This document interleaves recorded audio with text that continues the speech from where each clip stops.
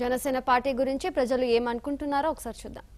అయితే తాను ఏంటంటే ఆల్రెడీ మన పార్టీ పెట్టడం చాలా మంచిదే. యూత్ కానీ ఏదైనా ఆయన సినిమాలో మాత్రం రియల్గా క్యారెక్టర్గా ఇప్పుడు ఏ సినిమా తీసుకున్నా కొన్ని సినిమాల్లో అదే సేమ్ క్యారెక్టర్ ఒరిజినల్గా చేసినట్టుగా బయట కూడా పార్టీ పరంగా కానీ రాజకీయ పరంగా కానీ బయట కూడా నిజమైన కాన్సెప్ట్ తనలో కనుక ఉంటే రియల్గా పార్టీ పెట్టిన తర్వాత కూడా సేమ్ మేము ఇలా చేస్తామని చూపించాలి. కానీ మళ్ళీ తర్వాత ఆల్రెడీ అన్న ప్రజారాజ్యం పార్టీ పెట్టినప్పుడు చిరంజీవి గారు ఆయనతో కలిసి అప్పుడు బాగా పాపులర్గా చేసి ఆ పార్టీ గురించి బాగా చాలా దాని గురించి ఎక్కువ తిరగడం కానీ అలా చేసి మళ్ళీ ఇప్పుడు లాస్ట్కి ఏమైందంటే మళ్ళీ వాళ్ళు ఒక పార్టీని తీసుకెళ్ళి ప్రజలు మోసం చేసినట్టే కదా, నేను ఉంటాను మీకు నేను ఏమైనా సేవ చేస్తానని చెప్పి చివరికి ఏం చేశాడు, తీసుకెళ్ళి మన కాంగ్రెస్లో విలీనం అయిపోయి ప్రజలందరినీ దృష్టిని మళ్ళీ పాడు చేసి మళ్ళీ అందరికీ నమ్మక ద్రోహం అనేది కలిగింది. అక్కడ నమ్మకం అనేది పోయింది ఒక వ్యక్తి పైన.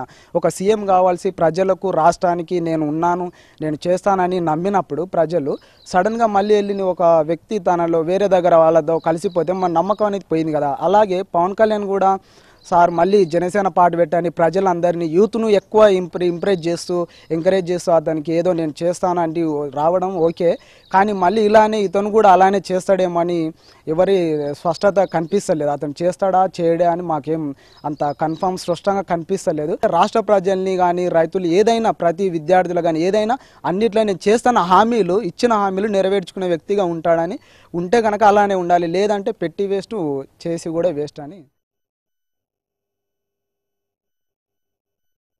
అంటూ ఊరిస్తున్నా తప్ప ఇప్పటివరకు ప్రత్యక్ష రాజకీయాల్లోకి రాలేదు. కానీ ఇప్పుడు రాబోయే అసెంబ్లీ ఎన్నికల్లో ఆయన ప్రత్యక్షంగా వచ్చే అవకాశాలు ఉన్నాయి కాబట్టి ఆయన ఖచ్చితంగా ప్రభావితం అయితే చేస్తారు.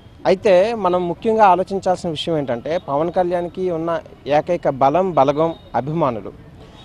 ఇదే అభిమానులు ఆ ఫ్యామిలీకి ముందు నుంచి ఎన్నో సంవత్సరాల నుంచి ఉన్నారు. సో ఈ అభిమానాన్ని బేస్ చేసుకుంటూ వాళ్ళ ఫ్యామిలీ నుంచి వాళ్ళన్నీ చిరంజీవి గారు కూడా రాజకీయాల్లోకి రావడం జరిగింది. కానీ రాజకీయాల్లోని సినీ ఫీల్డ్లో సక్సెస్ అయినంతగా సక్సెస్ అవ్వలేకపోయారు.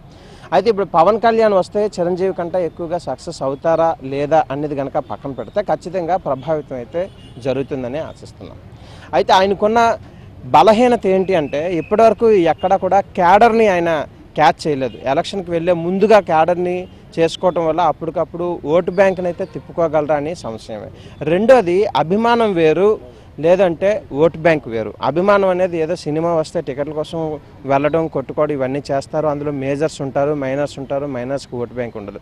సో అక్కడ అభిమానంతో టికెట్ల కోసం వెళ్ళే వాళ్ళు ఇక్కడ పాలిటిక్స్కి వచ్చేసరికి ఇక్కడ వాళ్ళకి వేరే నాయకులకు ఫాలోవర్స్గా ఉంటారు. ఎందుకంటే పవన్ కళ్యాణ్ ఈరోజు వస్తున్నారు కానీ ఇప్పటివరకు ఉన్న నాయకులు వెనకాతల అభిమానులు తిరగడం కూడా జరుగుతుంది. సో అటువంటి పరిస్థితుల్లో అదే అభిమాని అక్కడ పవన్ కళ్యాణ్కి సపోర్ట్ చేస్తారా లేదంటే ఇప్పటివరకు తిరుగుతున్న నాయకులకు సపోర్ట్ చేస్తారా అనేది కూడా ఒక ప్రశ్నార్థకమే. ఏది ఏమైనప్పటికీ కూడా పవన్ కళ్యాణ్ రాజకీయాల్లోకి వస్తే మాత్రం ఖచ్చితంగా ముఖ చిత్రం అయితే మారుతుందనే చెప్పొచ్చు. అందరూ కొత్తగా చేంజ్ కోరుకుంటున్నారు. సో ఈయన సీఎం కింద ట్రై చేస్తున్నాడు కదా, అంటే ఒక ఛాన్స్ ఇచ్చి చూస్తే తెలుస్తుంది. జనరల్గా ఏంటంటే ఫ్యాన్స్ పార్టీ పరం కాదు, అంటే ఈయన కొత్తదనం కోరుకుంటున్నాడు. సో ఆయన తీసుకొచ్చిన కాన్సెప్ట్ అయితే బాగుందండి. ఎలక్షన్లో తీసుకొచ్చే చూసారా, ఐ మీన్ అంటే ఆయన ఆన్లైన్లో పెట్టింది క్యాస్ట్ అనేది లేకుండా అప్లికేషన్ ఫిల్ చేయించిండాడు. సో అట్లానే ఇన్ కేసు ఏమైనా ఛాన్స్ ఇస్తే ప్రజలందరూ కలిసి కొత్త ఏమైనా చేంజ్ కోరుకుంటున్నారు కదా, చేంజ్ దొరుకుతుందని ఎక్స్పెక్ట్ చేస్తున్నారు. ఈయన ఎంతవరకు వచ్చి అన్న వల్ల అన్నగారికి జరిగిన తాలూకు ఎఫెక్ట్ ఈయనకి జరుగుతుందా అని అనేసి అంటే చెప్పలేము. ఎందుకంటే ఈసారి ఈయన మీద ప్రభావం ఎక్కువ ఉంది. చిరంజీవి పార్టీ పెడతారు అని అనేటప్పటికి అంత ప్రభావం అయితే లేదు. సినీ గ్లామర్ ఈసారి ఏంటంటే చాలా రోజుల నుంచి లాస్ట్ టైం రూలింగ్ పార్టీకి ఈయన సపోర్ట్ చేయడం జరిగింది. ప్లస్ రూలింగ్ పార్టీకి ఇప్పుడు వ్యతిరేకంగా కూడా ఆయన కొన్ని కామెంట్లు చేయడం జరుగుతుంది. అన్యాయం వస్తే ఎదిరిస్తున్నాను అనేసి మాట్లాడుతున్నారు. బట్ జనాల్లోకి అయితే ప్రత్యక్షంగా రాలేదు. ఆయన ఇంకా ఎక్కడో ఒక మీటింగ్ పెట్టడం జరుగుతుంది, పార్టీ ఆఫీస్ పెట్టడం జరిగింది, ప్రత్యక్షంగా అయితే దిగలేదు. ఇంకా 2 years 1.5 year 2 years మధ్యలో పార్టీ ఎలక్షన్స్ ఉన్నాయి. ఆయన ఎంతవరకు దిగుతారు ఎంతవరకు ప్రభావితం చేస్తారని అనేది మళ్ళీ అప్పటి వరకు ఇలా వెయిట్ చూసి ఆ టైంలో దిగడం అయితే మైనస్ అవుతుంది. దిగుతారో లేదో అనేది కూడా యువత అందరూ కూడా సినిమా రిలీజ్ అయినప్పుడు ఉన్న టెన్షను ఆయన వచ్చేటప్పుడు కూడా అంతకు మించి మాత్రం వెయిట్ చేస్తున్నారు. అందరు అభిమానులు ఉన్నారు కూడా పవన్ కళ్యాణ్ సినిమా ఎప్పుడు వస్తుందనే చూస్తారు. బట్ అది సినీ గ్లామర్ది రాజకీయానికి ఎంత ఎఫెక్ట్ అనేది ఈసారి అయితే చెప్పలేం. చిరంజీవి వాళ్ళ అన్నయ్య గారు దిగేటప్పుడు మాత్రం భారీగా జరిగింది. బట్ ఈసారి ఎలాగంటే ఒకసారి అన్నగారికి జరిగింది, ఈసారి ఇతను కూడా నమ్మితే ఎంతమంది అని కూడా ఉన్నారు. ఇప్పటికీ కూడా వాళ్ళ అభిమానుల్లోనే ఉన్నారు. అతను నమ్మాము ఇలా జరిగింది, పార్టీలు విలీనం చేశారు ఏకంగానే. పార్టీ అలా ఉంటుండగా కంటిన్యూ అవ్వడం కాదు, విలీనం చేసేయడం అనేది చాలా పెద్ద పరిణామంగా ఆ రోజుల్లో చెప్పుకున్నారు.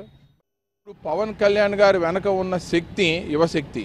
ఇప్పుడు రాజకీయ పక్షాలకు లేనటువంటి లోపం కూడా ఏమిటి అంటే యువ ఓటర్లు ఎవరూ కూడా వాళ్ళ వైపు మొగ్గు చూపడం లేదు. కాబట్టి ఎట్టి పరిస్థితుల్లోనూ పవన్ కళ్యాణ్ గారు ఎటువైపు ఉంటే అటువైపు యువ ఓటర్లు అందరూ కూడా మొగ్గు చూపుతున్నారనేది వేరే ప్రత్యేకంగా చెప్పక్కర్లేదు. అయితే ఇప్పుడు తెలుగుదేశం పార్టీ వైపు అది మొగ్గు చూపుతారా, బీజేపీ వైపు మొగ్గు చూపుతారా అన్న విషయంలోనే కాస్త అటు ఇటుగా ఉంది. అయితే దీనికి సంబంధించినంత వరకు ఇంకా ఎన్నికలందరూ 2 ఏళ్ల వరకు టైం ఉంది కాబట్టి ఈ లోపల ఏ రాజకీయ మార్పులు చేర్పులు అన్నది జరగచ్చు. కాబట్టి అప్పుడు స్పష్టంగా మనకి ఖచ్చితంగా ఆయన బీజేపీ వైపు మొగ్గు చూపుతారా లేదా తెలుగుదేశం పార్టీపై మొగ్గు చూపుతారా లేదా ఇటీవల కాలంలోనే ఆయనకు స్వాగతించినటువంటి వామపక్షాల వైపు మొగ్గు చూపుతారా అన్నది మనకి తెలుస్తుంది. విశేషం ఏంటంటే పవన్ కళ్యాణ్ స్పష్టంగా వామపక్ష భావాలు ఉన్నప్పటికీ కూడా వామపక్షాల వైపు మాత్రం ఎందుకనో ఆయన కొంచెం దూరంగానే ఉన్నట్లు కనిపిస్తోంది. అందుకనే వామపక్షాలు చాలా ధైర్యంగా అడుగు ముందుకేసి ఆయన్ని రాజకీయాల్లోకి స్వాగతిస్తున్నామని చెప్పినప్పటికీ, కలిసి పనిచేస్తామని స్పష్టం చేసినప్పటికీ కూడా ఆయన ఆ విషయంలో మాత్రం ఎంతగా ఆసక్తి చూపించినట్టు కనిపించడం లేదు. ఇటువంటిది కూడా బలం లేదు. ఇక్కడ ఒక్క సీటు కూడా రాజధానికి. ఆయన అభిమానం వేరు, రాజకీయం వేరు. అభిమానంతోనే వస్తే తిరుగుతారు కానీ రాజకీయంగా రారు ఎవరు.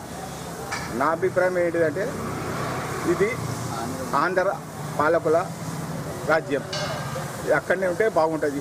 ఈ తెలంగాణ నడవది.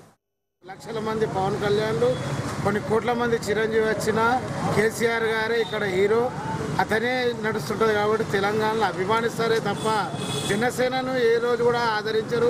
ఎందుకంటే ఇప్పుడు ఆంధ్రాలో ఉన్నది మీరు పరిస్థితి చూస్తున్నారు.